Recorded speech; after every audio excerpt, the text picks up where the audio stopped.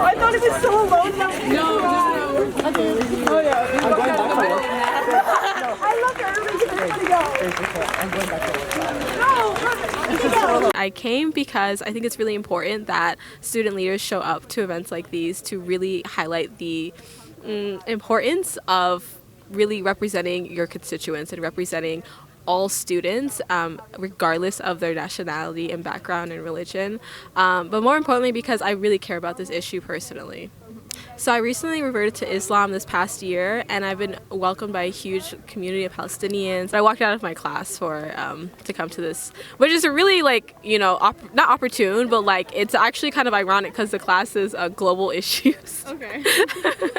Yeah. So that class, I'm totally confident that I'd be like, okay, if you're participating in a global issue type of thing, please go for it. So that was the class I walked out of.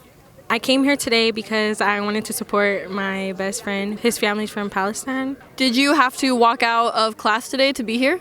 Yes, I did. I'm a high school student. I'm a junior.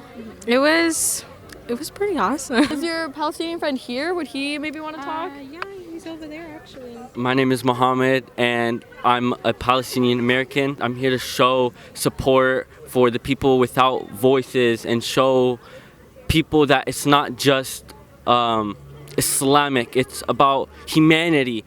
It's not just Muslims who are dying, it's Christians as well. So here to educate people as well. At school they assume that they know, but they don't. So when I was wearing the flag, they assumed that I was wearing it for Hamas. And I was like, no, that's for my country, I'm from there. So did you have to walk out of class to be here? I did.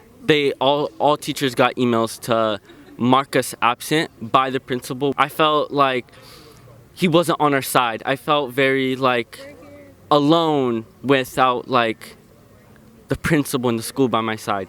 Especially the faculty. The students are 100% on our side, but there was an incident with the hijabis, the ladies that wear the scarf.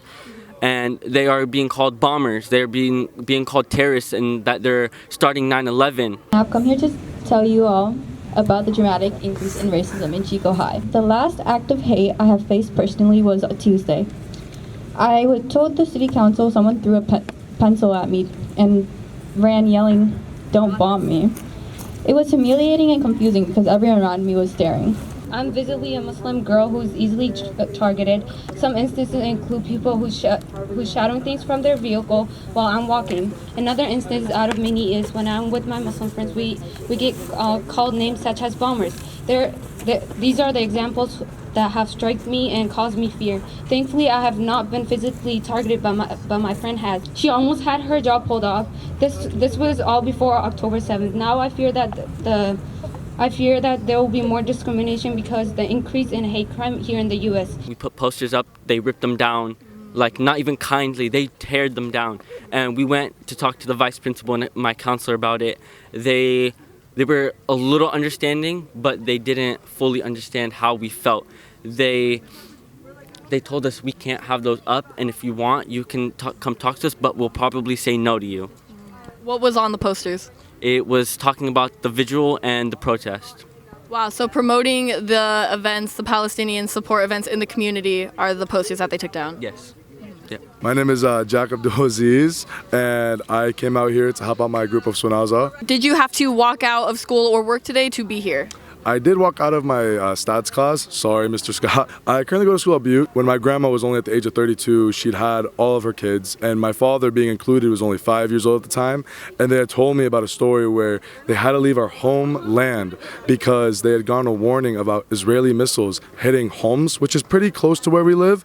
And so they had to leave their village, they had to walk out, and they saw the missiles in the air, and they had to run away. But it's nothing compared to what every Palestinian has had to face in the last 75 years. My family is from Fairouzi Homs in Syria. I noticed you're wearing a cross. Are you Christian? I am a Christian, yes. I am a Christian Orthodox Arab, I know, very out of the pocket, but my family does reside with the religion of Christianity, but that doesn't mean I also don't approve of any other religion. You believe in who you believe in. What does it mean to you to show up here today in solidarity as a Christian?